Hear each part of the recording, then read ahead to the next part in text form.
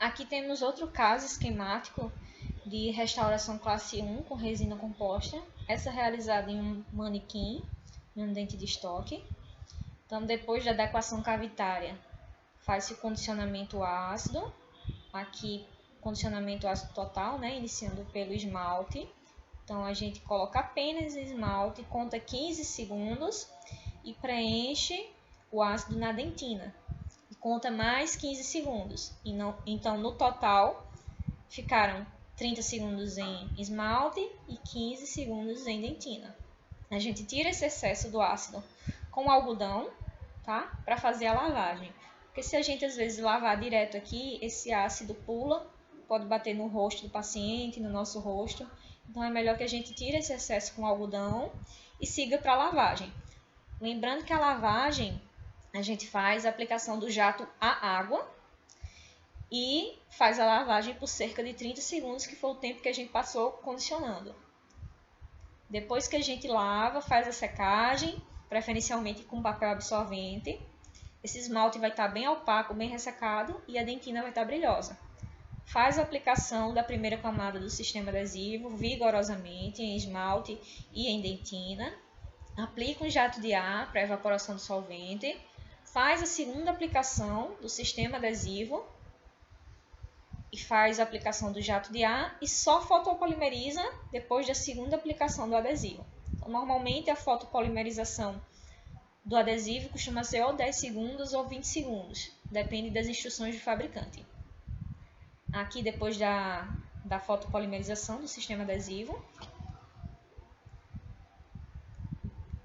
então inicia-se a inserção da resina composta, aqui pela técnica incremental. Então, tá vendo que só se aderiu a duas paredes, contactando duas superfícies, a resina composta, para minimizar as tensões de contração de polimerização. E esses primeiros incrementos, esses incrementos mais profundos da resina composta, são de resina de dentina.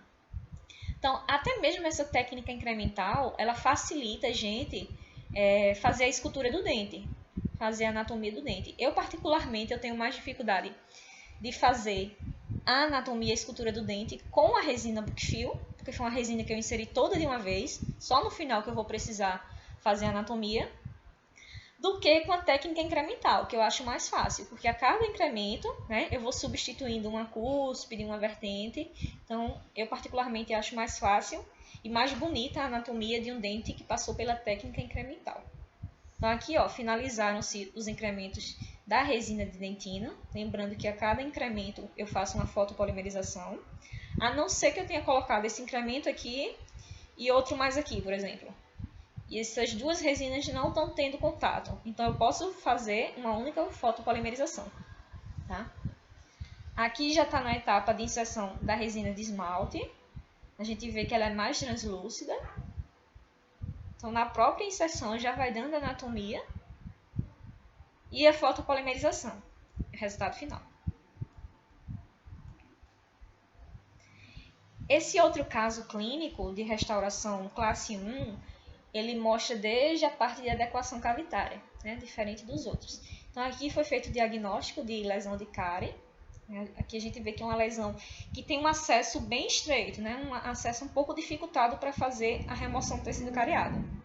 Então, a gente pode iniciar, para facilitar esse acesso à lesão, iniciar com a utilização de uma ponta diamantada em alta rotação, só para fazer essa remoção do esmalte e ter acesso à lesão. Quando a gente chega no tecido cariado, na dentina cariada, a gente faz a remoção dela com uma broca esférica na baixa rotação. Pode ser auxiliada pela utilização de uma cureta de dentina. Tá? Depois de limpa a cavidade e removido o tecido cariado, a gente passa para as etapas adesivas. Então, o dente já está isolado, absoluto. Fez-se condicionamento ácido, aplicação do sistema adesivo. E aqui não deu para saber qual foi a técnica utilizada de inserção da resina composta. Já mostra a etapa final, o dente finalizado.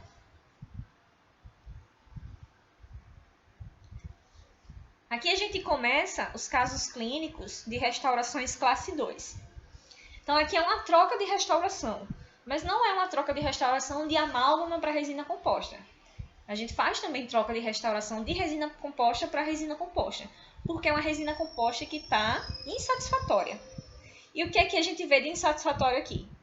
Primeiro eu estou perguntando, vocês pensem, respondam aí para vocês, tá? O que é que vocês acham que tem de insatisfatório nessa resina composta, essa restauração posterior aqui? Então, depois que vocês pensaram, vamos checar o que está de errado aí.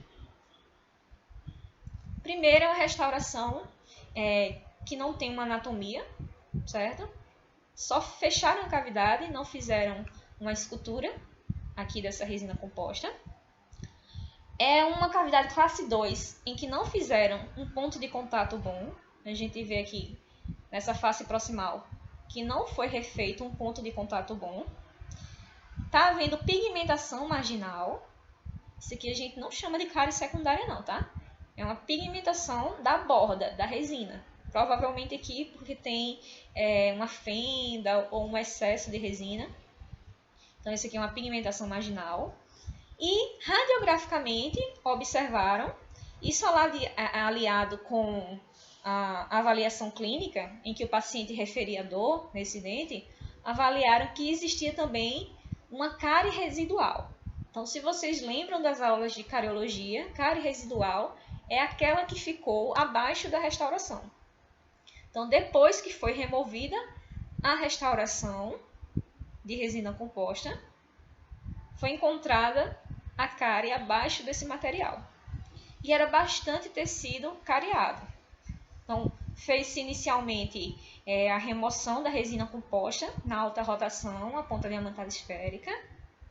Para remover o tecido cariado, ou a gente usa a broca esférica em baixa rotação ou a cureta. Aqui foi utilizada a cureta. Tinha bastante tecido cariado. E esse tecido cariado aqui, como a gente pode ver, é a dentina infectada. Vocês veem que ela é bem amarelada, tá? Não dá para sentir, mas a gente percebe que é um material que tem uma consistência amolecida. Então, precisa ser totalmente removida. Tanto das paredes pulpares, tanto da parede pulpar, como das paredes circundantes. Então, aqui estava sendo feita toda a remoção dessa dentina infectada. No entanto, era tanto tecido cariado, né? E talvez removeram um pouco também da dentina afetada, que acidentalmente aconteceu uma exposição pulpar. Então, aqui a gente também vai ter um caso clínico revisando proteção do complexo dentino-pulpar. Nesse caso, já está isolado absoluto, certo? A cavidade está limpa, então a gente pode ver que não tem mais tecido cariado aqui. Está limpa, então não está tendo muito contato com micro-organismos aqui, tá? Do tecido cariado. E vou perguntar, dar um tempinho para vocês pensarem na resposta e em seguida a gente segue com o protocolo. Quando acontece acidentalmente uma exposição pulpar desse tamanho aqui, nas mãos do profissional, né? A cavidade já estava com a remoção do tecido concluída, né? Qual é a proteção do complexo dentino-pulpar que a gente pode realizar aqui? Qual o nome dela? E quais seriam os materiais, né, a sequência de materiais que a gente utilizaria? Então, vocês pensam, dão a resposta de vocês e eu vou seguir com o protocolo. Então, como houve uma exposição pulpar acidental na mão do profissional, mas foi uma exposição controlada, uma exposição pequena, a gente vê a condição clínica da polpa, tá? Isso aqui a gente pode realizar um protocolo de capeamento direto ou proteção pulpar direta, em que a gente pode colocar sobre essa polpa exposta o pó de hidróxido de cálcio, em seguida a gente bota o forramento de cimento de hidróxido de cálcio, né? Já que o pó ele é muito solúvel, a gente precisa proteger de alguma forma esse pó com o cimento de hidróxido de cálcio, tá? Então aqui está o cimento de hidróxido de cálcio agindo como forramento, em seguida a gente faz uma base de ionômero, certo? Esse é um protocolo que pode ser utilizado para capeamento pulpar direto. A gente pode utilizar também no capeamento pulpar direto um MTA, tá? Mas é um material às vezes que a gente não tem tanto acesso por ser mais caro. Nas nossas clínicas da faculdade a gente vai ter acesso ao pó de hidróxido de cálcio. Então, a gente coloca o pó de hidróxido de cálcio, protege ele com cimento de hidróxido de cálcio, em seguida faz uma base, né, de cimento de ionômero de vidro. Depois disso, seguem-se com os protocolos adesivos, condicionamento ácido total, aplicação do adesivo e inserção da resina composta. Classe 2, então, foi utilizada a matriz para se fazer a proximal, finalizada a restauração e o resultado final.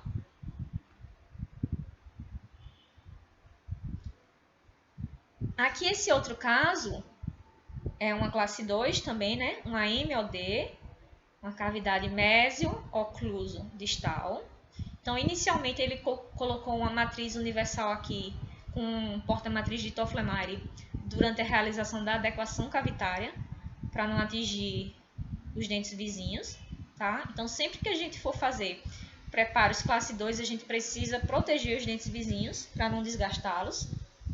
Então, foi feito condicionamento ácido total, iniciando pelo esmalte, depois dentina. Então, ficando 30 segundos em esmalte e 15 segundos em dentina. Lavagem com jato à água. Aqui foi feita a secagem com papel absorvente. Aqui foi feita uma proteção durante a etapa adesiva com aquela matriz de isotape. Vocês lembram da aula de instrumentais aplicados à dentística? Que tem uma matriz que é tipo o veda-rosca, que a gente pode utilizar só para proteger os dentes vizinhos, principalmente na etapa de colocação do sistema adesivo. Então, as duas aplicações do sistema adesivo, sempre a gente dá um jatinho de ar, e só depois da segunda aplicação do sistema adesivo é que a gente fotopolimeriza. Aqui foi utilizada uma matriz bipartida, convexa, com a matriz anelada, né? O anel. E sempre a gente precisa colocar uma cunha. Então, o sistema de matriz tem a matriz, tem o porta-matriz e tem a cunha. Então, como é uma classe 2, a gente sempre começa a inserção do material restaurador pela caixa proximal. Então, aqui foi feita provavelmente a técnica incremental. Foi fechada aqui essa primeira caixa proximal. Aqui a gente vê o resultado como ficou. Então, depois a gente tira a matriz, tira o anel, tira a cunha, coloca para o outro lado, olha. E faz a outra caixa proximal, transformando a cavidade na classe 1. Depois que transforma a cavidade na classe 1, a gente faz a inserção da resina composta na caixa oclusal. Então, primeiramente, os incrementos de resina de dentina, já dando a conformação anatômica do dente, finaliza com os incrementos de resina de esmalte e fotopolimeriza.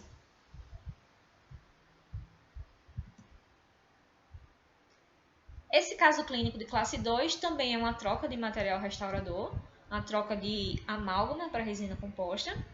A gente vê que é uma restauração de amálgama insatisfatória, sem anatomia. Aqui, para remover a amálgama, relembrando que sempre tem que estar o campo isolado absoluto, já durante a remoção do material, para não ter o risco do paciente engolir os fragmentos do amálgama, nem o mercúrio. Então, é muito indicada para a remoção do amálgama essa ponta diamantada aqui, que é a 1046 ou 1047. A diferença é que a 1047 tem a ponta ativa um pouquinho maior. Ela é chamada de ponta diamantada carretel, porque parece um carretelzinho, tá? Ela é muito indicada para remoção de amálgama e também de resina, quando a gente vai fazer troca de restauração. Isso não quer dizer que uma ponta diamantada esférica não possa ser utilizada. Ela também é bastante utilizada para remoção de amálgama ou de resina composta, para troca. Mas a indicação de preferência para remoção do material é essa ponta diamantada 1046 ou 1047. Aqui a gente vê a cavidade após a remoção do amálgama, vê que não precisa ter aquelas conformações de preparo, porque vai receber resina composta e não amálgama. Aqui foi utilizada também a matriz bipartida convexa, juntamente com a cunha e com a matriz anelada, o anel. Tá vendo que ele adapta melhor? Observem bem aqui a matriz bipartida nesse caso, e depois que coloca o anel. Tá vendo como há uma adaptação melhor dessa matriz? fecha melhor aqui essa parte proximal do dente. E são iniciadas as etapas de inserção do incremento dental. Fecha a caixa proximal, transforma a cavidade numa classe 1. Depois que a gente transforma numa classe 1, a gente começa a inserção da resina na caixa oclusal. Primeiro a resina de dentina, depois de esmalte. Como considerações finais, a gente fala que desde o planejamento e a confecção do tratamento restaurador, é muito importante que a gente também tenha cuidado durante a avaliação da oclusão do paciente, certo? Então, observar se é um paciente que apresenta parafunção, se há necessidade de indicar uma placa de proteção, verificar as guias de desoclusão e se tem interferências oclusais, para essa restauração posterior apresentar um maior sucesso e uma maior longevidade. Aqui são os livros que tem esses capítulos de classe 1 e classe 2 para vocês estudarem, certo? Nessas 4 referências vocês podem encontrar. Existem outras referências também que vocês podem estudar. Eu gosto bastante desse daqui. Em detrimento ao Mondello, eu prefiro o Baratieri para estudar esses capítulos de resina. Gosto bastante dele. Esse daqui também é bem interessante para esse estudo desses capítulos, tá? E até uma próxima aula, pessoal!